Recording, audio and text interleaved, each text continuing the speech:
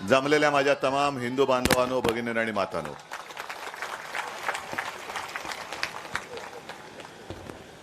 गेले 2 दिवस यवतमाळ आणि वाशिम मध्ये होतो आणि प्रचंड उत्साह. रात्री 1:30 वाजला घरी यायला आणि आज तुमच्या समोर उभा आहे. कोकण माझ्या हक्काचा आहेच. भास्करराव, तुम्ही बोललात ते खरं आहे की कोकण हे आपलंच आहे. पण अनेकदा असं होतं की ऐन कामाच्या वेळेला आपण घरच्यांनाच विसरतो आणि तसा विसरणू मी नाहीये. कोकणचा आशीर्वाद घेऊनच मी महाराष्ट्र फिरतोय आणि तुम्हाला आठवण करून देण्याची गरज नाही. शिवसेना प्रमुख सुद्धा तुमच्या समोरच झुकले होते, नतमस्तक झाले होते या कोकणामध्ये. म्हणून आपलं नातं हे घट्ट आहे. भास्करराव, तुम्ही जे आता सगळं सांगत होता, अंगावरती खरोखर शिसारी येत होती. भारतीय जनता पक्ष आणि त्यांचे शीर्षस्थ नेते, सध्या काय झालंय, या भाजपाचं शीर्षासन सुरू आहे म्हणून शीर्ष खाली गेले आणि पाय वर आलेत. हे यांचे शीर्षस्थ नेते खाली खाली डोकं वर पाय. आणि त्या हरामखोरांच्या असभ्य असंस्कृत भाषेला तुम्ही अजिबात उत्तर द्यायला जाऊ नका. ही माझी कोकणातली जनता तेवढी सज्ञान आहे. ही भारतीय जनता पक्षाची संस्कृती आता बाहेर आली. जे त्यांचं रामभाऊ माळगी प्रबोधिनी, काय नाव छान आहे, कोणाचं नाव आहे, रामभाऊ माळगी आणि प्रबोधिनी. त्या प्रबोधिनीमध्ये असे शिव्या आणि घाणेरडे प्रकार शिकवत असतील हे मला नव्हतं कधी वाटलं. ज्या पद्धतीने त्यांचा कारभार सुरू आहे तो बघितल्यानंतर मला आता स्वतःला, मी काल यवतमाळ वाशिम मध्ये लोकांसमोर मी म्हटलं मी दिलगिरी व्यक्त करतो, कारण आम्हीच 25-30 वर्ष एका हिंदुत्वाच्या वेडापायी हे जिथे नव्हते तिथे खांद्यावरती घेऊन फिरलो. आणि तेव्हा तुम्ही मला प्रामाणिकपणाने सांगा, शिवसेनेने जर का यांना खांदा दिला नसता तेव्हा, तर आता यांना खांदा द्यायला लोक उरली असती का? बरोबर ना? पण तेव्हा असं वाटलं होतं की सुसंस्कृत आहेत. अटल बिहारी वाजपेयी जे होते, अडवाणी साहेब, आता तर ते बिचारे आता शांतच आहेत. पण ती एक भारतीय जनता पक्षाची संस्कृती होती. आणि आताची संस्कृती बघितल्यानंतर याला संस्कृती बोलणं हे सुद्धा मोठं पाप आहे. आणि मधल्या काळामध्ये आणखीन एक जे काय घडलं सगळं तुमच्या घरासमोर, तुमच्या शाखेसमोर, ही कोणती पद्धत आहे? या ना, जसं मी आज सांगतो कोकण माझ्या हक्काचं आहे आणि कोकणवासियांनी सांगावं की ठाकरे घराणं आणि तुमचं नातं आहे की नाहीये. तसं तुम्ही या, तुम्ही सांगा. कोकणवासी म्हणतील की तुम्ही आमचे, मी काय करू शकतो? मी घरी जाईन. पण भास्करराव, एक लक्षात घ्या की तुम्ही ज्या एका बेधडकपणाने लढता आहात, तुम्ही एकटे नाही आहात, नक्कीच नाही आहात. संपूर्ण शिवसेना तुमच्या पाठी आहे.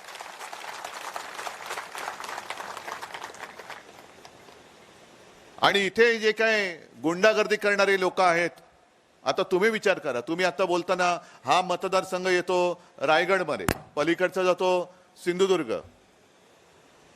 जर त्यावेळेला कोकणवासियांनी आपला खासदार विनायक राऊत यांना निवडून नसतं दिलं तर संपूर्ण पट्टा किती गुंडागर्दी झाली असती, हा विचार तुम्ही करू शकता. आणि त्यांना तेच नकोय. ज्या वेळेला महाविकास आघाडीचं सरकार आलं आणि मी मुख्यमंत्री होतो, मी काय काय केले, मी काय कशाला सांगत बसू, मी काय केलं आणि नाही केले तुमच्या समोर आहे, तुमच्या समोर आहे. पण मी माझ्या महाराष्ट्रासाठी काम करत होतो म्हणून या भाडोत्री जनता पक्षाने आपलं सरकार गद्दारी करायला लावून पाडलं. बरे, जे गद्दार गेले त्या सगळ्या बापजाद्यांना आणि त्यांच्या पोराबाळांना विचारतो, काय रे मी तुम्हाला काय कमी दिलं होतं? मंत्रीपदं दिली होती, आमदारक्या दिल्या होत्या, सगळं काही दिलं होतं. म्हणजे हा कोणता न्याय आहे? मी अनेकदा सांगितलं, पण सांगण्याची गरजही नाहीये की मला स्वतःला मुख्यमंत्री व्हायचं नव्हतं. पण संपूर्ण देशात बाकीचे जर का पक्ष पाहिले तर त्यांचा नेता पहिला मुख्यमंत्री होतो. समजा एखाद्या अनपेक्षितपणाने अपवादात्मक परिस्थितीमध्ये मला ते पद स्वीकारावं लागलं होतं, मग ज्या घराण्याने तुमचं घराणं सगळं पोचलं, तुमच्या मुलाबाळांची सगळी चिंता वाहिली, त्याच्यात जर का कधीतरी असं पद आलं तर गद्दारी करून खाली पाडायचं. आणि कोणाच्या पाठीत वार केला तुम्ही? उद्धव ठाकरेंच्या केला, शिवसेना प्रमुखांच्या केला, शिवसेनेच्या केला, या माझ्या माता भगिनींच्या आणि या बांधवांच्या पाठीत तुम्ही वार केला. जर शिवसेना ही 4 अक्षरे त्यावेळेला यांच्या पाठी लागली नसती तर कधीतरी तुम्ही त्यांना विचारलं असतं कोण होते ते आणि काय झाले ते. मला त्यांच्याबद्दल जास्त बोलायचं नाही आणि मी तुम्हाला सगळ्यांना सांगतो, भास्करराव तुम्ही आणि सगळे तुम्ही त्यांच्या शिवीगाळीने उत्तर देऊ नका, कारण ती आपली संस्कृती नाही, ते आपलं हिंदुत्व नाही, ते भाजपाचं नाचलेलं कुजलेलं भाजपाचं हिंदुत्व आहे, ज्याला मी गोमूत्रधारी हिंदुत्व म्हणतोय. हे गोमूत्रधारी हिंदुत्व यांचं. आमच्या हिंदुत्वामध्ये ओव्या आहेत, तुमच्या हिंदुत्वामध्ये शिव्या असतील तर तुम्हाला लख लाभो, तुमच्या शिव्या तुम्हाला लाभो. आणि मधल्या काळामध्ये नरेंद्र मोदीजी बोलले होते की मैं रोज 2-3 किलो गालिया खाता हूं. मग मोदीजी तुमच्या इकडे, मला वाटतं भास्करराव तिकडे सिंधुदुर्गात सुद्धा बोललोय की मला मोदीजींना सांगायचे तुमची भोकं पडलेली ती टिनपाट इकडे पचापचा इकडे त्यांचे चिळखंडे उडतायत, ते काय आम्हाला रसगुल्ले देत आहेत, पण तुमची टिनपाट आमच्यावरती बेलगाम काही बोलतायत, माझ्यापासून सगळ्यांपर्यंत माझ्या कुटुंबियांवरती बोलतायत, भास्करराव तुमच्यावरती बोलतायत, सगळ्यांवरती बोलतायत. अजूनही कोणी आणि मोदीजी उद्याही ते ज्या भाषेमध्ये आमचा उद्धार करतायत त्या भाषेत माझा एकही शिवसैनिक मोदीजींचा असा उल्लेख करणार नाही, अजिबात करणार नाही, कारण आम्ही खरे हिंदू आहोत, आम्ही खरे हिंदू आहोत. आता निवडणूक पुढे सरकते, संपूर्ण राज्यभर मी फिरतोय. आज सुद्धा ही उन्हात आणण्याची सभा आहे. 2 दिवसापूर्वी मी त्या यवतमाळ वाशिमची जी तुम्हाला सांगत होतो माझी आठवण किंवा सगळ्या घडलेल्या घटना, प्रवास करत करत पोचायला मला त्या पहिल्या सभेला दुपारचे 1:30-1:45 वाजलेले, गच्च भरलेली गर्दी. ह्याच्या म्हणजे आता हा मंडप याच्या दुप्पट तिप्पट. माझी वाट बघत बसले होते 1 तासभर. त्यांना जो प्रश्न विचारला तोच मी तुम्हाला विचारतो, जेवलात का रे बाबांनो, माता भगिनींनी जेवलात का? इकडे तर जेवणाची सोय नाहीये आणि जेवणाची वेळ आता 12:30 होत आले. जेवलायत? नाही जेवले. मग हे काय आहे नेमकं? आज उद्धव ठाकरेला तुम्ही संपवायला निघालात, उद्धव ठाकरेचा पक्ष फोडलात, पक्ष संपवायला निघालात, माझं नाव चोरलत, चिन्ह चोरलत, वडील चोरलेत आणि तुमच्याकडे लोक जमावी म्हणून पैसे देऊन लोक आणायला लागतायत, तरी सुद्धा लोक येत नाहीयेत. आलेल्या लोकांना बिर्याणीची ताटं तिकडे तयार ठेवलेत, लोक बिर्याणी खातात पण तुमचे नाचलेले विचार ऐकत नाहीयेत. आणि इकडे उन्हातानाचे भुकेची तहानीची पर्वा न करता माझ्या माता भगिनी आणि माझे बांधव इकडे बसलेत. हे काय आहे? याला प्रेम म्हणतात, याला प्रेम म्हणतात. हा गुहागर मतदारसंघ सुद्धा भास्करराव तुम्ही ज्या पद्धतीने बांधलाय ते बघूनच मुद्दामून मी तुम्हाला पूर्व विदर्भाची जबाबदारी दिलेली आहे. कारण आता जिथे जिथे जातोय तिथे सगळेजण सांगतायत, म्हणजे आता आपली महाविकास आघाडी 3 पक्ष आहेत, आंबेडकर साहेबांना सुद्धा आपण सांगतोय तुम्ही पण यासोबत, जागा वाटप तर करावं लागेल. पण मला एका गोष्टीचा अभिमान नक्की आहे की ही सगळी फोडाफोडी झाल्यानंतर सुद्धा प्रत्येक लोकसभा मतदारसंघातले शिवसैनिक मला येऊन भेटतात, उद्धवजी हा मतदारसंघ सोडू नका, आपल्याकडे चांगले उमेदवार आहेत आणि हा 100% आपण जिंकणार. विदर्भात गेलो तर विदर्भातले जे मतदारसंघ कधी आपण लढलेले नाहीत तिथले शिवसैनिक येऊन भेटतात, उद्धवजी यावेळेला आपली लाट आहे, आपली लाट आहे आणि मोदी सरकारची वाट आहे, विल्हेवाट. तुम्ही कोणी उमेदवार द्या, लोक तुमच्यावरच्या प्रेमा खातर तो विजयी केल्याशिवाय राहणार नाही, असं आज वातावरण संपूर्ण महाराष्ट्रामध्ये आहे. आणि अशा या चांगल्या पवित्र वातावरणामध्ये आपण यांच्या तोंडी लागायचं, यांच्या तोंडी लागण्यामध्ये त्यांचा तोच तर आहे. म्हणजे कसा आहे बघा डाव, हा जो भाडोत्री जनता पक्ष आहे, कारण तो जो होता अटल बिहारी वाजपेयीजींचा तो भारतीय जनता पक्ष होता, सुसंस्कृत होता. आता हा सगळा भाडोत्री जनता पक्ष आहे किंवा भाडखाऊ जनता पक्ष आहे म्हणा. यांच्याकडे नेते नाहीत, कार्यकर्ते नाहीत, म्हणून सगळ्या आजूबाजूने आणतायत. आणि कालच्या सभेमध्ये मी सहज बोलता बोलता सुचलं ते सांगितलं की प्रधानमंत्र्यांच्या बऱ्याच काही योजना आहेत. प्रधानमंत्री जनधन योजना, प्रधानमंत्री अमुक योजना, प्रधानमंत्री तमुक योजना, तशी अजून एक त्यांनी योजना काढली. आले तुमच्यापर्यंत? भ्रष्टाचारी अभय योजना. भ्रष्टाचारी अभय योजना म्हणजे ज्यांनी भ्रष्टाचार केला असेल त्यांनी भाजपात यावं, आम्ही तुम्हाला अभय देतो. हे मोदी गॅरंटी आहे, हे मोदी गॅरंटी आहे. या असल्या गॅरंट्या तुम्ही देता. 2014 सालापासून आम्ही तुमचं हे तेच रडगाणं ऐकतोय, विकसनशील भारतासाठी, विकसनशील भारतासाठी. ते पूर्वी तो ग्रामोफोन होता, मला आठवते माझ्या लहानपणी, माझ्या काही जुन्या पिढीतल्या लोकांच्या लक्षात असेल, रेकॉर्ड असायची, रेकॉर्ड, आणि त्याला ते पिन लावायची. तो HMVचा कुत्रा असायचा, हिज मास्टर व्हॉइस.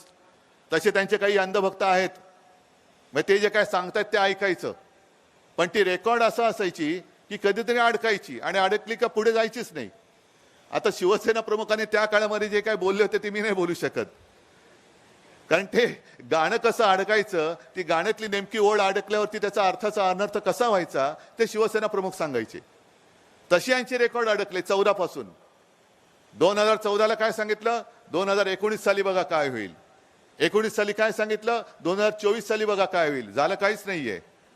आता सांगतायत 2029 नाही, डायरेक्ट 2047 साल.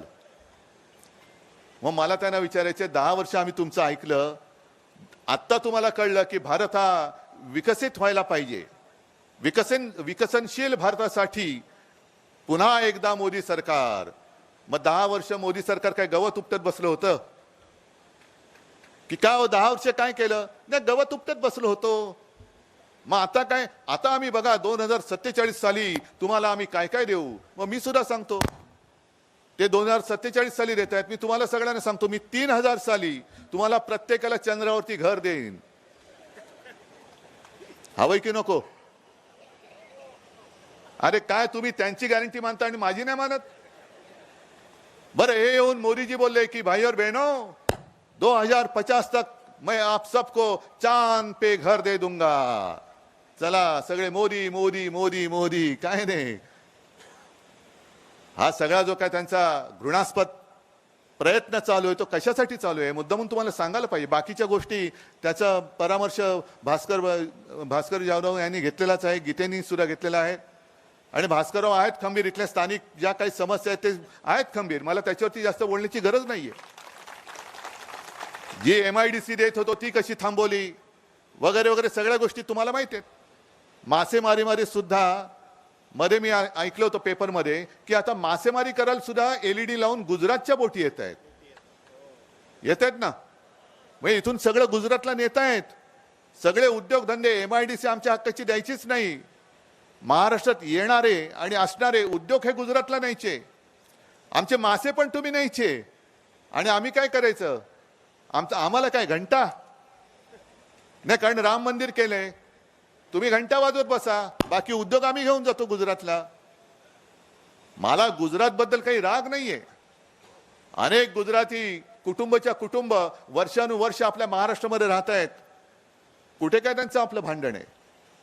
अनेक अगदी मुंबईच्या शाखेमध्ये सुद्धा शाळेच्या ऍडमिशन पासून हॉस्पिटलसाठी असेल, रक्तासाठी असेल, गुजराती माता भगिनी बांधव येतात. कधी कोणी त्यांना नाही म्हणत नाही. पहिला धावून जातो तो शिवसैनिक जातो. हे आमचं आणि गुजरातचं नातं आहे. आणि उद्या आपलं इंडियाचं सरकार आल्यानंतर, इंडिया आघाडीचं सरकार आल्यानंतर आम्ही गुजरातशी द्वेषाने नाही वागणार.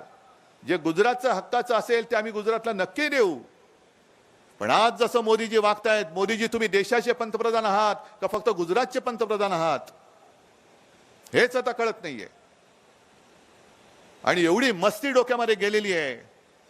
मधल्या काळामध्ये सिंधुदुर्गला येऊन गेले, मी सांगितलं ना तिकडे आम्हाला वाटलं कोकणासाठी काहीतरी देऊन जातील, कारण निसर्ग वादळ आलं होतं, त्योक्ते वादळ आलं होतं.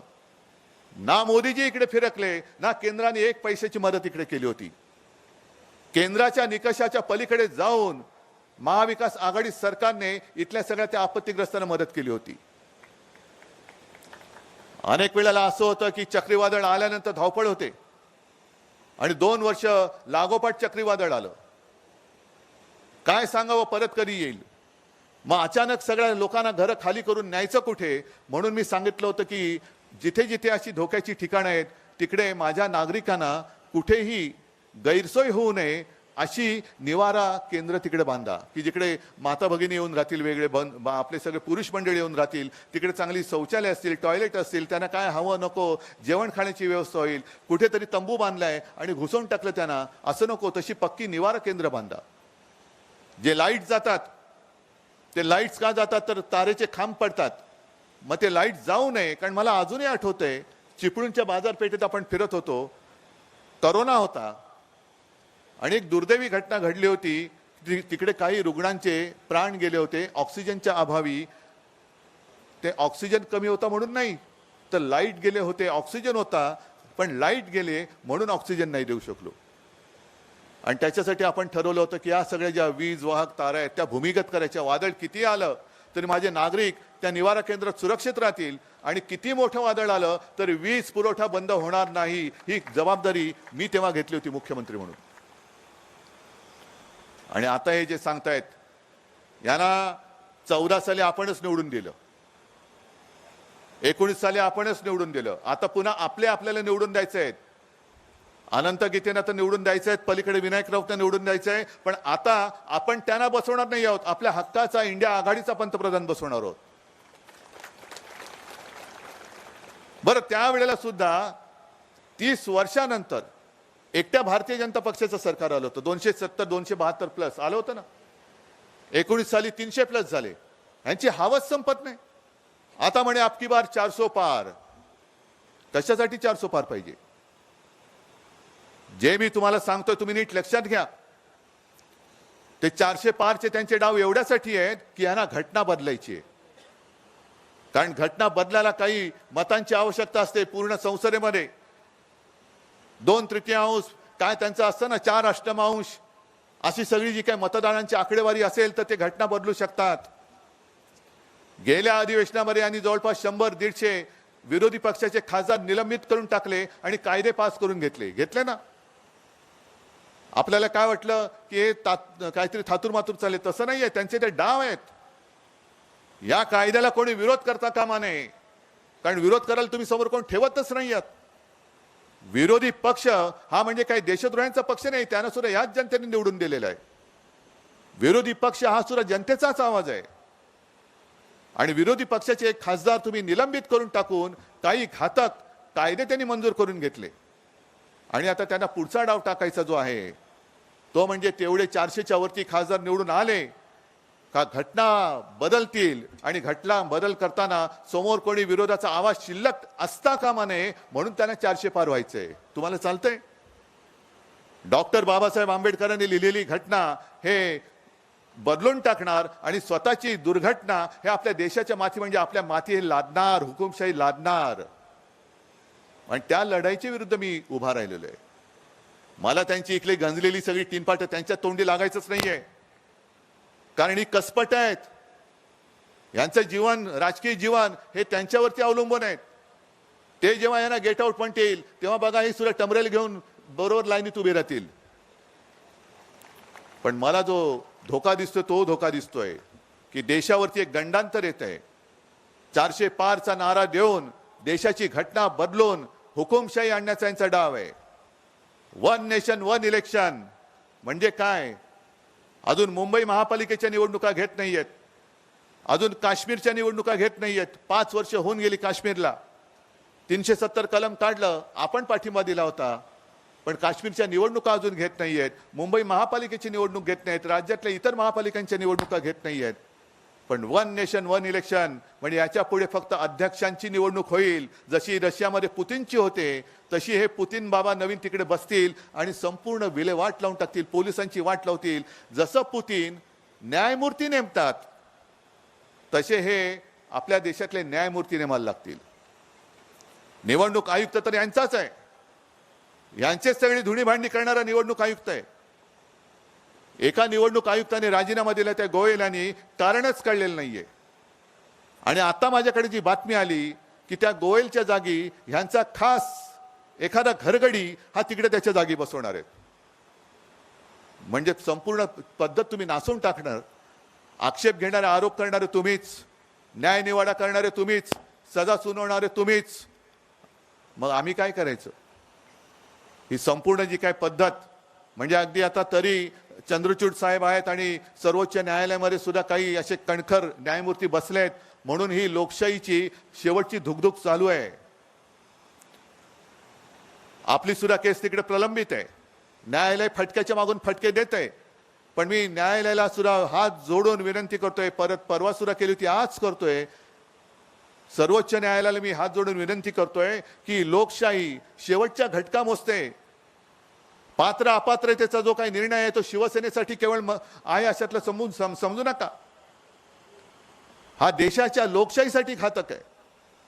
ज्या पद्धतीने चंदीगडचा महापौर यांनी बेलगामपणाने निवडून आणला होता, तो जो निवडणूक अधिकारी तो भाजपचा पदाधिकारी, त्यांनी त्या मतावरती खुणा करून ती मतं बाद ठरवली आणि भाजपचा महापौर तिकडे बहुमत नसताना सुद्धा बसवला होता. कोर्टाने त्याच्या पेकाटात लाथ घातली म्हणून तो डाव फसला. मग एवढ्या उघडपणाने अगदी महापौर पद हे सोडत नाहीयेत. पंतप्रधान एकदा पुन्हा बसले आणि देशाचे अध्यक्ष झाले तर काय शिल्लक राहील? आणि त्याच करता मी सर्वोच्च न्यायालयाला सांगतो की लोकशाही आता शेवटच्या घटका मोजते. तिच्यात काहीतरी श्वास घेण्याची एक शक्ती राहिलेली आहे. तोपर्यंत तिला बरं करा, तोपर्यंत तिला औषध द्या. ती मेल्यानंतर ती मेली एवढंच जाहीर करणार असाल तर मग आम्ही न्याय तरी कोणाकडे मागायचा? एक ठीक आहे, मी या जनतेच्या न्यायालयात आलेलो आहे. कोकण तर माझ्या हक्काची भूमी आहे. जे काय आपल्या शिवसेनेच्या बाबतीत घडलंय, ज्या पद्धतीने त्यांनी जो काही निकाल दिलाय की शिवसेना कोणाची, तुम्हाला मान्य आहे का रे? तुम्हाला पक्षप्रमुख म्हणून मी हा एक वेगळा भाग, पण ज्या शिवसेना प्रमुखांनी शिवसेनेला जन्म दिला तुमच्या न्याय हक्काच्या लढाईसाठी, त्यांच्या जागी त्या दाढीवाल्याचा फोटो तुम्हाला चालतोय? काय कर्तृत्व काय त्यांचं? जसं इथले जे बोंबलतात, शिव्या देतात आम्हाला, तसेच ते होते. ते सुद्धा बाप आणि त्यांचं कार्ट हे मीच त्यांना बसवलं होतं तिकडे. मंत्रीपद मी दिलं, खासदारकीचं तिकीट मी दिलं होतं.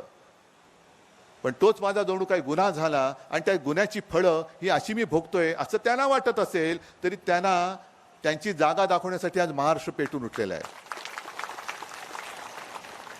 तुम्हाला एक परत हे पवित्र काम करावंच लागेल. गेल्या वेळेला जे झालं त्याच्याबद्दल मी अगदी उघडपणाने तुमची माफी मागतो, कारण मी चालवतो मोदींचा प्रचार करायला. ही माझी चूक झाली. पण आता ही चूक मी सुधारलेलो आहे. तुम्ही सुधारलायत की नाही? आता पुन्हा जर का तिकडे मोदी सरकार येणार असेल तर मग आपल्याला तोंड सुद्धा उघडण्याची वेळ येणार नाहीये. आणि मला आठवतंय काही वर्षांपूर्वी काही मित्र आपल्याला भेटत असतात, काही उद्योगपती असतात, काही मित्र असतात, काही आपले सगळे सोयरे असतात. असेच काही माझे मित्र चीनला गेले होते, ऑलिम्पिक्स झालं त्याच्या आधी. आणि तिकडे गेल्यानंतर त्यांनी मला एक किस्सा सांगितला. ते म्हणाले, उद्धवजी तिकडे गेल्यानंतर भाषेची बोंब आहे. हे ऑलिम्पिकच्या आधीची गोष्ट आहे. तिकडे दुभाषी असल्याशिवाय कोणी बोलूच शकत नाही. मग तर म्हणे आम्ही एका गावात गेलो, शहरामध्ये गेलो. तिकडे एक अत्यंत उत्तम इंग्रजी बोलणारा साधा गरीब माणूस आम्हाला गाईड म्हणून मिळाला. छान इंग्रजी बोलायचा.